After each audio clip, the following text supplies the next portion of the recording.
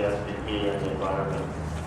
But I just want to do two things. I want to focus our sights here on Winnipeg.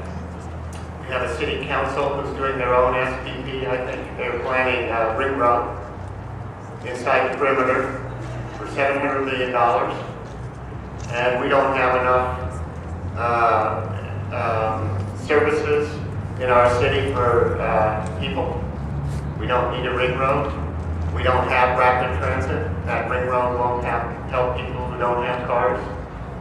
And we don't have all the kinds of things that we ought to be having at $700 million as far as energy conservation goes that will help with climate change. So we have our own SPP problem right here.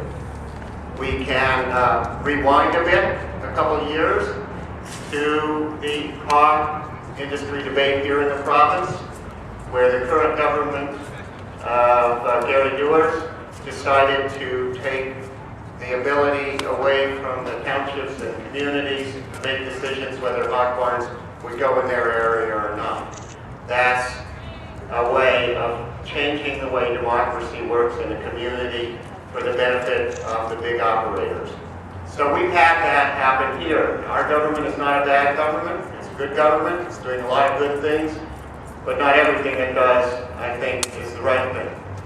But why is that? What's missing? What are we doing? Why do we spend $1 trillion a year on the military when we ought to be spending it on things that improve the quality of life for human beings? Why do we have the idea that security is gated communities? That is a $170 million yacht that travels at 70 knots an hour. Where do these ideas come from? And partly they come from let me put it this way, they come from a vacuum, and we don't have a proper place from which to generate ideas. And that place is more akin to what Martin Luther King talked about and what I think was the most famous speech of the last century when he went to Washington and talked about his dream. And the story about that speech is interesting because he first talked about all the problems with racism in the United States. And behind him, Mahalia Jackson, a gospel singer, said, "Martin, tell them about your dream."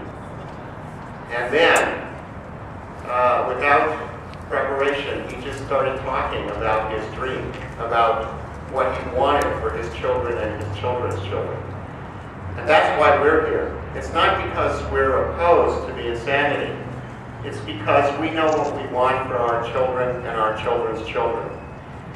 And there's a book that was recently written called Blessed Unrest, about the largest movement in the history of the earth. And it's the social and environmental movement that currently exists. And the subtitle of the book is How It Came to Be and Why No One Saw It Coming. And the title, Blessed Unrest, refers to the nature of that movement. And he said, the author of it is a fellow named Paul Hawkins, who himself owned a $100 million business at one time. Sold it and started giving talks about environmentalism and sustainability. But anyway, what he said in there is that this movement, which is the largest movement on earth, and probably has 1 million different organizations, and everywhere I travel, I talk to people who are part of the movement. I've traveled in Europe and Central America, and I haven't traveled in Asia, but I've met people from all over the world, and I know they're all part of this movement.